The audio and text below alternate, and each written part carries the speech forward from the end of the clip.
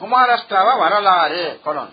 இந்நூலை பாம்பனடிகள் தமக்குற்ற வெப்ப நோய் நீங்குமாறு 1918 அருளினார். இதனை பற்றி புலவர் அரசு கூறுவதை இங்கு தருகிறோம். ஆமா, நல்ல கருத்து சொல்லியிருக்காரு. இல்லாமா, இது 60 வருஷம் ஆகுது. இந்த அடியவர் தம்பால் ஒன்றை ஆண்டவன் விரும்பின் அங்கே அடியவர் தமக்கு இடுக்கன் போல் ஒன்றை ஆக்கி அந்த பழக்கத்திற்கு அப்புறம் பைச்சோரி அதான் பண்றாரு. 1000 பேருக்கு அப்பருக்கு அப்புறம் சூழல் நோய் கொடுத்து அவருக்கு பாட வச்சாரு இல்லையா, அதான் சொல்றாரு.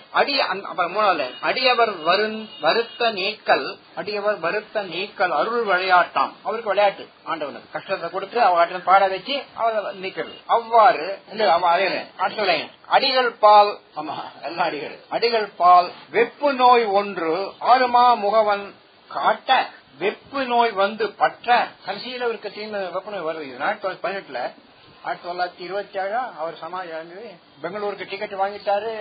வெப்பு நோய் வந்துடுது, அவருக்கே தெரிஞ்சு போச்சு. அதனால கேன்சல் பண்ண சொல்லிட்டு சிவானந்தி கூட்டின்னு போகணும்னு சொல்றாரு. அதே இந்த வெப்பு நோய் தான் கட்சியிலையும் வருது. வேர்க்கையன் அருள் ஈது என்று வேளாண் பெருமாள் அருள், அதாவது பெரிய அடியார்கள்லாம் அப்படித்தான் நோய் வந்தா கொடுத்துப்பா, அவர் கொடுத்த ஈது என்று. நெக்ஸ்ட் லைன் தப்பறுத்திடும் குமார தவமெனும் தமிழ்ல இல்ல குமார தவமெனும் நூலை யாத்து அப்பனார் அருளினாலே வெப்பு நோய் ஆறப்பெற்றார். ஒப்பிலா 19 நூல் 1918 அப்படி சொல்றார். 19 நூல் ஒரு 18ஆம் ஆண்டில் 19 நூல்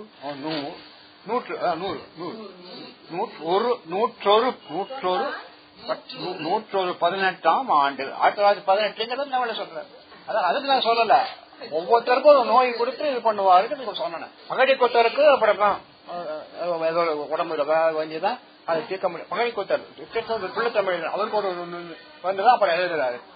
என்ன எழுதுறாரு, இதுக்கு அர்த்தமும் அதோட முடிவு பிராக்கெட், இன்னும் அடுத்த பிராக்கெட் அர்த்தமும் சொல்லி ஆண்டவன் முடியுது, அதான் செய்யுளோட முடியுது அர்த்தம், அதுவும் பிராக்கெட் போட்டுக்கும். ஆண்டவன் அடியவரிடம் ஏதேனும் ஒன்றை விரும்பினால் அவர்களுக்கு ஏதேனும் துன்பம் போன்ற ஒன்றை ஆக்குவான். பூர்வ சிதம்பர சுவாமிகள் முதல்ல சிதம்பர கவிராஜ மதுரையில் அப்படித்தானே அவருக்கு என்ன இது விரதமா இருக்காரு.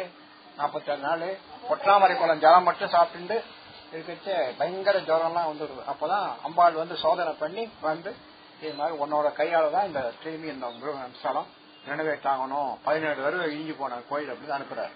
இந்த மாதிரி அடியாரோட சரித்திரத்துல தான் வரும் ஆக்குவான். பிறகு அவ்வடியவர்கள் தம் துன்பம் நீங்கும்படி ஆண்டவனை வேண்டி துதித்தால் அதனை நீக்கி அருளல் அவனது திருவிளையாட்டாகும். அவ்வாறே நம் பாம்பன் அடிகளுக்கு ஒரு சமயம் வெப்பு நோய் கண்டது. இதுவும் வேற்பரன் திருவருள் என்று கருதி அடிகளார் குமாரத்தவம் என்ற நூலை 1918ஆம் ஆண்டில் பாடி அருளி குமாரபிரான் அருளினாலே தமது வெப்பு நோய் நீங்க பெற்றார். அதே மாதிரி சண்முக கோஷம் பாடி அந்த காது அவருக்கு முடிஞ்சது, அதை பாடினார், காது முடிஞ்சதுக்கு.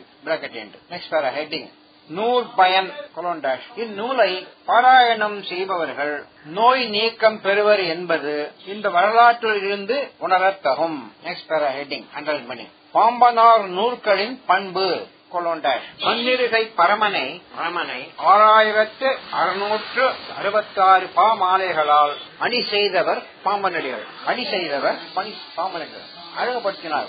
முருகப்பெருமானது பாமாலை சொல்மாலை தானே. அவைகளில் சில தேங்காய் போன்றவை. ஆமா, அதுக்கு அப்புறமே சொல்லுங்க. அவரே சொல்ற கடினமான ஓடுகளை போக்கி உண்ணுவதை போல் இதுதான் வரும். சம்ஸ்கிருத அலங்காரம் உள்ள ராஷா பாகம், கதலி பாகம், இச்சு பாகம், நாரிகேல பாகம். நாரிகேல பாகம் முதல்ல கடினமான சொற்பொழிவு கொண்டு விளங்கும் புதுசா விளங்கும். சில அன்றன் பண்ணி கரும்பு போன்று நன்றாய் மென்ற பின் சுவைக்கத்தக்க ஆழ்ந்த கருத்துக்கள் கொண்டவை. பின்னும் சில தோலை உரித்து உண்ணக்கூடிய அன்றன் பண்ணி கதலி கதலி பாகமாக அமைந்தவை.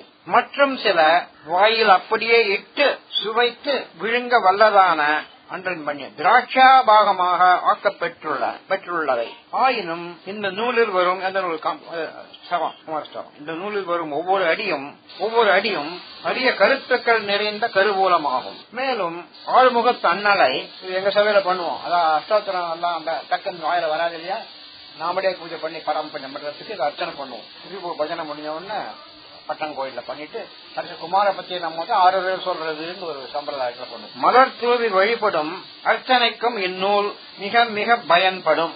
அநேக சபைகளில் குமாரஸ்தவ அர்ச்சனை நிகழ்ந்து வருவதும் யாவரும் அறிந்ததே. அதான் எங்க சபை.